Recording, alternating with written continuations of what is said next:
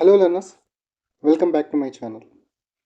Telangana high court release చేసిన job నోటిఫికేషన్లో job category wise general English syllabus ఏంటి, ఆ జనరల్ ఇంగ్లీష్లో ఏ టాపిక్స్ చదవాలి, అందులో ముఖ్యమైన టాపిక్స్ ఏంటి, ఎగ్జామ్స్లో జనరల్ ఇంగ్లీష్ నుండి క్వశ్చన్స్ అడిగే విధానం ఎలా ఉంటుంది, అంటే question format, question pattern, question style, exam pattern ఎలా ఉంటుందో ఈ వీడియోలో మీరు తెలుసుకుంటారు. సో వీడియోని స్కిప్ చేయకుండా ఎండ్ వరకు చూడండి. జూనియర్ అసిస్టెంట్ పోస్ట్కి మీకు ఎగ్జామ్లో జనరల్ ఇంగ్లీష్ నుండి 40 క్వశ్చన్స్ అడుగుతారు. వాటికి 40 మార్క్స్ ఉంటాయి, no negative marks. And field assistant పోస్ట్కి మీకు ఎగ్జామ్లో జనరల్ ఇంగ్లీష్ నుండి 40 క్వశ్చన్స్ ఉంటాయి, వాటికి 40 మార్క్స్ ఉంటుంది, నో నెగిటివ్ మార్క్స్. అలాగే రికార్డ్ అసిస్టెంట్ పోస్ట్కి మీకు ఎగ్జామ్లో జనరల్ ఇంగ్లీష్ నుండి 40 క్వశ్చన్స్ ఉంటాయి, 40 మార్క్స్, వాటికి no negative marks. And examiner పోస్ట్కి సేమ్ 40 క్వశ్చన్స్ జనరల్ ఇంగ్లీష్ నుండి అడుగుతారు, వాటికి 40 మార్క్స్ ఉంటాయి, no negative marks. But typist and copyist వాళ్ళకి ఇలాగ general English and general knowledge exam ఉండదు, వాళ్ళకి ఓన్లీ స్కిల్ టెస్ట్ ఉంటుంది. And process server and office subordinate వాళ్ళకి జనరల్ ఇంగ్లీష్ నుండి 15 క్వశ్చన్స్ ఉంటాయి అండ్ 15 మార్క్స్ ఉంటుంది. ఓకే, సో ఒకసారి సిలబస్ ఎలా ఉంటుందో చూద్దాం. ఇప్పుడు చెప్పబోయే ఈ జనరల్ ఇంగ్లీష్ సిలబస్ అనేది కేవలం ఈ పోస్టులకు మాత్రమే వర్తిస్తుంది, గుర్తుంచుకోండి. Junior assistant, field assistant, record assistant, examiner, ఈ పోస్టులకు మాత్రమే ఇప్పుడు నేను చెప్పబోయే సిలబస్ వర్తిస్తుంది. ప్రాసెస్ సర్వర్ అండ్ అలాగే ఆఫీస్ సబార్డినేట్ వాళ్ళకు ఇంత పెద్ద సిలబస్ ఏమి ఉండదు. ఓకే, సో యాక్చువల్గా సిలబస్లో ఏముంటుందో చూద్దాం.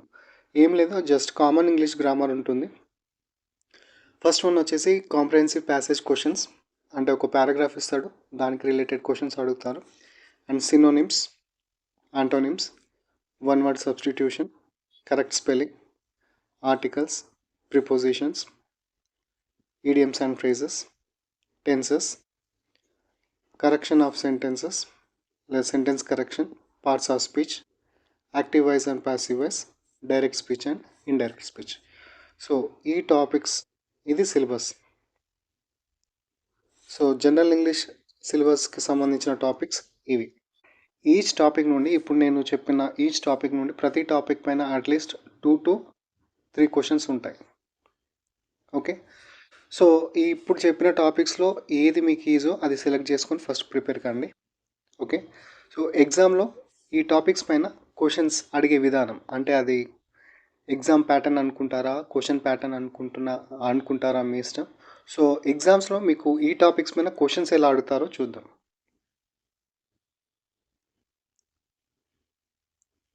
Select the correctly spelled word, అంటే కొన్ని ఆప్షన్స్ ఇస్తారు మీకు, ఇలా హెడ్డింగ్ ఇచ్చి కొన్ని 4 ఆప్షన్స్ ఇస్తారు. Select the most appropriate antonym of the given word, ఇలా అయినా అడుగుతారు ఎగ్జామ్లో, లేదా ఇలా అడుగుతారు, select the most appropriate antonym of the underlined word, select the most appropriate synonym of the given word, లేదా select the most appropriate synonym of the underlined word. Next, select the word or phrase that contains an error. Select the most appropriate option to fill in the blank.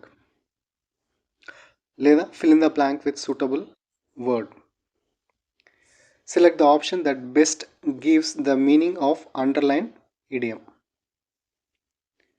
Select the option that means the same as the given group of words. ఇది ఈడియం and ఇది ఫ్రేజెస్కి సంబంధించిన question. ఏదైనా ఒక phrase ఇచ్చి దానికి ఆల్టర్నేట్గా 4 ఆప్షన్లు ఇస్తాడు. ఫస్ట్ ఇచ్చిన ఆ ఫ్రేజ్కి ఆ ఆప్షన్స్లో కరెక్ట్గా ఏది మ్యాచ్ అయితే అది మీరు సెలెక్ట్ చేయాలన్నమాట.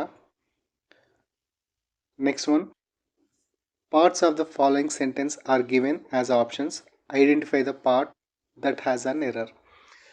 మీకు ఒక 1 లేదా 2 సెంటెన్సెస్ ఇస్తాడు, ఇచ్చిన తర్వాత ఇలా ఉంటుంది. ఆ ఇచ్చిన సెంటెన్స్లో నుండి మీరు ఎర్రర్ ఎక్కడుందో అది ఐడెంటిఫై చేయాలి. Based on the passage which of the following statement is correct. ఇది ఎప్పుడంటే మీకు పారాగ్రాఫ్ ఇచ్చి దాని కింద కొన్ని క్వశ్చన్స్ అడుగుతారు అని చెప్పాను కదా. సో అప్పుడు ఇలా ఉంటుంది. Based on the passage which of the following statement is correct. Based on the passage, which of the following statement is incorrect? And next one, select the most appropriate prepositions to fill in the blank. Select the most appropriate pronoun to fill in the blank. Identify the segment of the sentence that contains a grammatical error.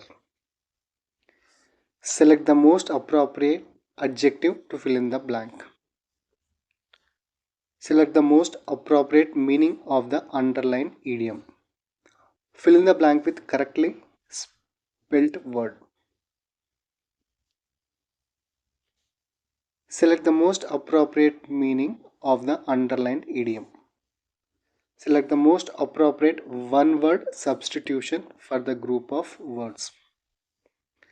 Select the option that means the same as the given phrase. Select the grammatically incorrect sentences. So ఈ question వచ్చినప్పుడు మీకు ఎందులో నుంచి అడుగుతాడంటే ఆల్మోస్ట్గా tenses లేదా direct speech, indirect speech లేదా active voice, passive voice వాటికి సంబంధించిన sentences 4 options ఇస్తాడు ఇలా హెడ్డింగ్ ఇచ్చి.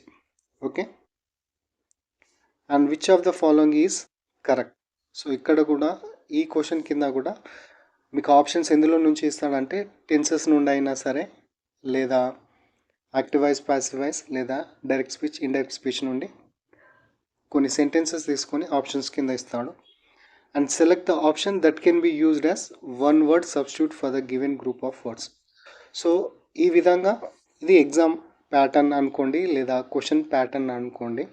టాపిక్స్ చెప్పాను కదా, సిలబస్లో టాపిక్స్ అండ్ ఈ అడిగే విధానం, క్వశ్చన్స్ ఎలా అడుగుతాడో ఇవి నోట్ చేసుకోండి. మీరు మంచిగా ప్రాక్టీస్ చేసుకోండి. 40కి 40 స్కోర్ చేయడం పెద్ద కష్టమేమి ఉండదు. ఇంకొక విషయం ఏంటంటే మన ఛానల్ ప్లేలిస్ట్ సెక్షన్లో వెళ్ళి చూస్తే మీకు ఇంగ్లీష్ వొకాబులరీ అని ఒక ప్లేలిస్ట్ ఉంటుంది. సో ఆ ప్లేలిస్ట్లో నేనేం చేశానంటే ఒక్కొక్క వీడియోలో ఒక్కొక్క వర్డ్ తీసుకొని, ఒక్కొక్క ఇంగ్లీష్ వర్డ్ తీసుకొని ఆ వర్డ్కి సంబంధించి synonym, antonym and parts of speech అనేది చెప్పాను. బిలో 2 minutes ఒక్కొక్క వీడియో ఉంటుంది. సో ఇది మీకు ఎగ్జామ్కి హెల్ప్ఫుల్ అవుతుంది. సో మీరు ఆ ప్లేలిస్ట్కి వెళ్ళి ఆ వీడియోస్ చూసేయండి. అలాగే కోర్ట్ రిలేటెడ్ టర్మినాలజీ పైన మీకు ఏమైనా తెలుసుకోవాలనుకుంటే కోర్ట్ రిలేటెడ్ టర్మ్స్ పైన కూడా ఒక ప్లేలిస్ట్ ఉంది, అది కూడా చూసేయండి. వీటి లింక్స్ నేను డిస్క్రిప్షన్లో ఇస్తాను, అలాగే లేదా మన వీడియో ఎండ్ కార్డ్స్లో ఉంటుంది, చూసేయండి. Thank you for watching this video.